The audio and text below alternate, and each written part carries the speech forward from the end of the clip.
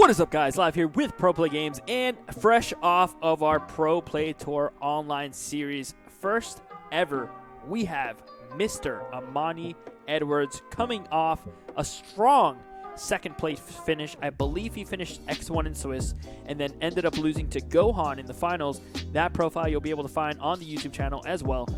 This is Amani's deck that he pretty much took by a landslide. He took a lot of people by a landslide here.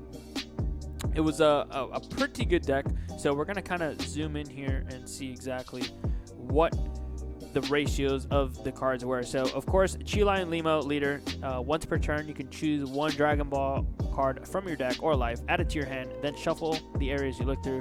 When there's 7 or more Dragon Balls, you can then choose a Broly BR card from your drop area, add it to your hand. So that's pretty cool because you can actually add back this Broly BR right here.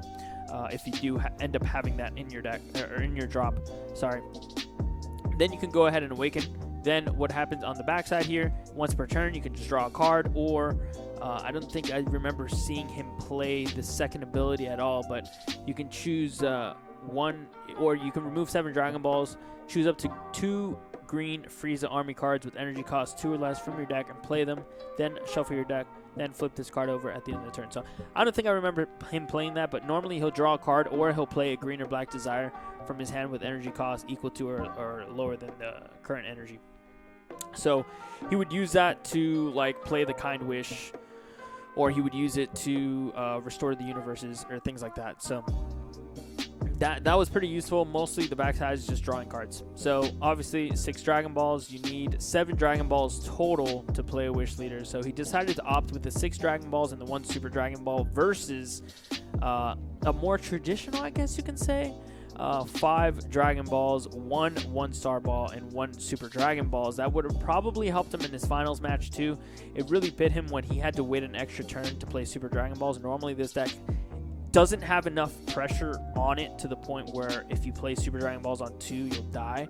But against Gohan, that's going to happen. So he had to like wait till turn 3 to play it, as opposed to maybe on turn 2 playing a 1-star ball, discarding the Super Dragon Balls. But to be fair, people probably didn't expect Gohan with a new meta.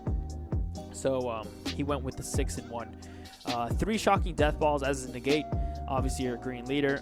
Sparking negates is a must, especially with Gohan really checking you in any format. Cold Bloodlust, because you are, guess what, a Frieza's army. So you do have access to Cold Bloodlust as long as you have the yellow to cast for it, and he did. Then the Maiden lineup here, which we'll go over.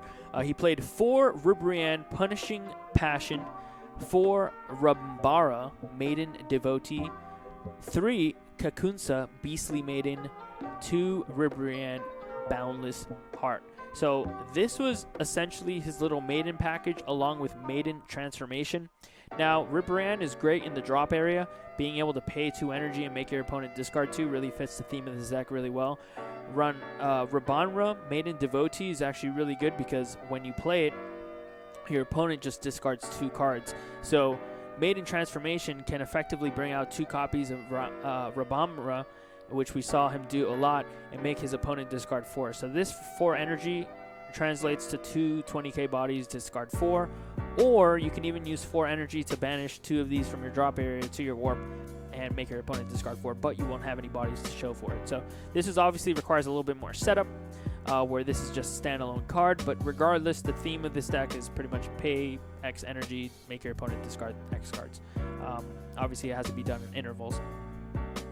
Now, Kakunsa is a good one, and this is a super rare that a lot of people have really slept on from the new set. Now, this card is a counter attack. Negate the attack, then play this card. Now, this is normally a 4 energy negate, but if your leader's green and it's your opponent's turn, you can reduce the cost of this card in your hand by 2. So this is really impactful when you're trying to just defend for really cheap. 2 energy is not the cheapest negate, but the great thing is that extra energy that you're paying for this negate, it pays off with the auto. The auto is when you play this card, you can choose up to one of your opponent's battle cards and KO it. No restrictions, doesn't get around barrier unfortunately, but it kills anything, which is really good because you do have the option of Maiden Transformation in this card as well because it is a 4-drop. The other last copy of a 4-drop Maiden that he played was Ribrianne Boundless Heart. Now, this one's a 4-drop. It's a little bit more expensive, but it does have a pretty powerful effect. It has an auto that bypasses barrier and KOs. So this is really good, and really, it was very clutch in the Jiren matchups when they would like keep a topo with barrier up, or anything with barrier up and your opponent really feels like it's safe, this has no energy restriction as opposed to like, you know, 5 or less or 4 or less or whatever, and it gets around barriers. So this card is fantastic. Now, this was in the sideboard, and I actually thought that this was in the main board because of how often he played it in that match that I was watching. I actually, now that I remember, I don't think I remember seeing this game 1 at all, but this card's really good and probably can make a pretty good argument to be in the main board if you can cut some things. Now, what else he played was Anilaza for multicolor energy, of course. He's just playing 3. I think he's a big advocate of playing these multicolor lands that only have like one purpose at 3 instead of 4. He's playing 4 of the Dr. Giro super combo, and this is a pretty unique choice to go with. He chose to go for a full 4 instead of maybe like a 2-2 with Paragus super combo, which probably would have been better in the aggro matchups. Honestly, if he had to make some changes, I'm sure to make his deck a little bit better against aggro, he would have played Paragus, because that does give you inherent cards versus Dr. Giro, which doesn't really do much for you. Now, what it does do a lot for you is when you're trying to rival in a SS Broly All-Out Assault or a Krillin and Android 18 power couple. That's where you can get a lot of value out of the Dr. Giro, where maybe seeing those extra cards isn't as important as it normally would be, because you're facilitating these for much cheaper than they normally are, and this is great against Gohan. So that's probably an argument as to why you would keep this at 4, but still, maybe even an even split of 2-2 would have probably worked better against aggro in the long run. Now, Great Ape Son Goku Saiyan Instincts. People were talking about why doesn't he play Dragon Radar, right? Dragon Radar is pay 1 energy, get back 2 Dragon Balls, or Desire and Dragon Ball, or 2 Desires. The point is, Dragon Radar can, for 1 energy, draw you 2 cards, where the Ape, you're paying 2. Well, the Ape is a yellow. I did not see him use it in combo with another green card to a rival too many times. Most of the time, he was arrivaling off his Dr. Giro. But if that's your reasoning, then you want to have it not only for energy, because you don't want to charge black energy. It's probably the worst energy that you can charge, especially in a multicolor deck like this. And then 2, you can use it for those combos. You can use it for the arrival combos. You can use it as a 5k combo, right? If I'm getting rushed down by Gohan, I can't combo off a Dragon Radar. I can combo off the Saiyan Instincts, right? So that was, I believe that was his reasoning there. Oob, Symbol of Hope. This is what just makes CHEELAI just really insane. They pretty much printed this card for CHEELAI. They're like, okay, CHEELAI, I understand that you're a pretty bad wish leader because you only search 1 ball a turn, but here's Oob, and Oob's going to let you make that 1 a turn into 4 a turn, technically, if you draw it. So if you draw it, it's 4 in a turn. You get through 4 Dragon Balls. And it's just great. Being able to just send 3 Dragon Balls from your deck to the drop area, it just makes it so that you awaken. I believe I saw him awaken every turn 2. Like every single turn 2, I saw him awaken because of Oob. So Oob was really good, really powerful. I already explained the Maiden transformation. Very good with these Maidens. Just so good. He played 4 copies of Krillin and Android 18 power couple. And this card, I actually didn't see it do a whole lot of work for him, to the point that you would play 4. I would probably trim this down to 2 or 3. I think the card's great, and it did win him a game.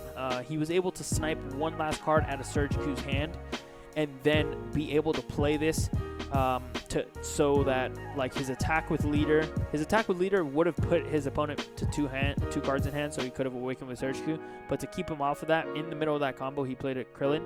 He sniped the last card out of Surge Q's hand, and then the leader attack connected, but only put Surge Q with only 1 card in hand, and then he finished the game with Cell Xeno, which I saw him finish a lot of games with Cell Xeno, and this deck is going to finish a lot more average games with Cell Xeno.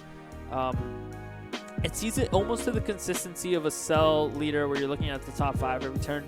Not as much, but you are drawing a lot of cards, and remember, your deck is technically like 43 cards, but when you use all these cards to draw, like this can be even lower. Like technically it's 39, almost a 40 card deck. So seeing this card is pretty consistent, especially when you're seeing a bunch of draw cards like your Apes, which you always have access to sending with Dr. Giro. That Dr. Giro has the ability and flexibility to send Ribrian or Great Ape, which is pretty insane. And even the Maidens, if you want to set up the Maidens, you could Dr. Giro into a Maiden. So you have so many good targets in this deck, which is probably why this is at a full playset versus a 2-2 split, despite it being worse in some matchups. Restore the Universes as a 1-of, and this was a card that, this was the hot hot topic of the weekend, I guess, or of the week. Andrew Duvall tried to play a deck with this. Tried to play a deck with this, like abusing this. But the interesting thing about this card and why it may come off as like super broken, and then you're just like, wait, hold on, this is not so broken once you know the actual effect and why how it's worded, right? So this is worded pretty confusing, a little bit. Choose two battle cards from your opponent's drop area. From your drop area with energy cost 4 or less and 15k or more power. So they have to be stronger than 15, but 4 costs or less, and it has to be 2 of them, right? And then 2 battle cards from your opponent's drop area, same restrictions, 4 or less energy cost, 15 or more power.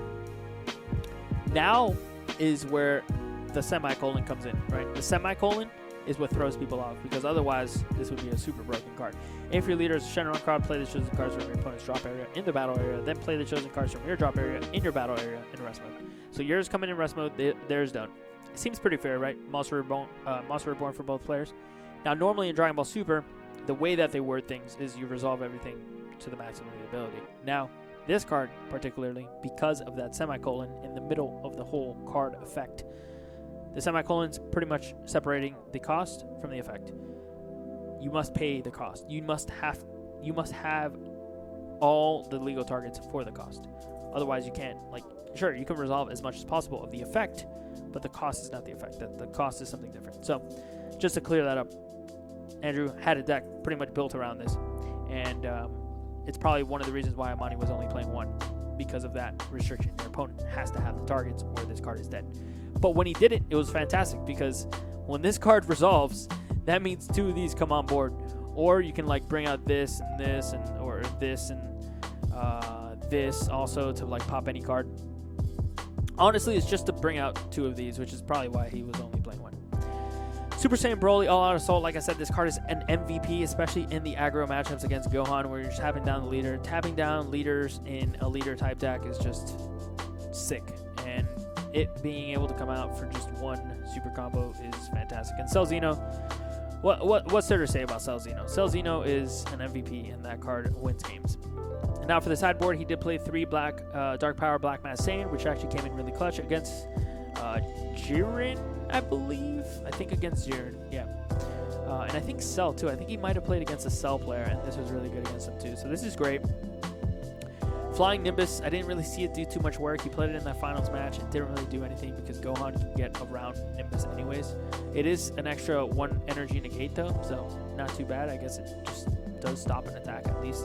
Chompa the Trickster, I didn't really see that coming at all. Super 17, did not see that coming at all, but it's probably good against Piccolo. This deck should be beating Piccolo anyways. A Kind Wish, he played 2 copies. This card, I feel like this card overperformed. I mean, Jiren's a pretty bad matchup if you're playing with this CHEELAI deck. Jiren is a hard one to beat, and A Kind Wish made that matchup seem almost free. And then Ribrianne, Boundless Heart, like I said, I went over this card already.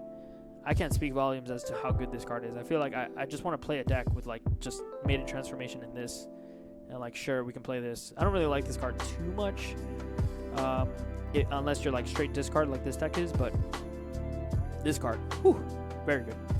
But yeah, guys, that's pretty much it. That is your Pro Play Tour Online Series runner-up, Amani Edwards, a very well-renowned player. He actually just came off a 2nd place at the Tournament of Power, losing to Justin Rios. If you guys want to hop in the Octagon action, we have a big tournament coming up. Details are going to be down in the description below. It is a Draft Box 5 tournament. We're going to be playing it on Octagon. It's going to all be done in 1 day. Playoffs are going to happen on Sunday for the top 8 or 16 players, depending on how many players we get. And it's 100% payout. Please come out and support. We had over 100 viewers on this last stream, and we had about 30 players in the tournament. So it was great for our first tournament, but we made it free just to get everybody's feet wet. This one is some real prizes on the line. You're going to really love the experience. You could talk to everyone that participated in the event. It went extremely smoothly, and it was professionally managed and operated by our team here at Pro Play Games. So we appreciate everybody who tuned in and who played in the tournament. And hopefully we'll see you in that big tournament on Saturday. Till next time, take care.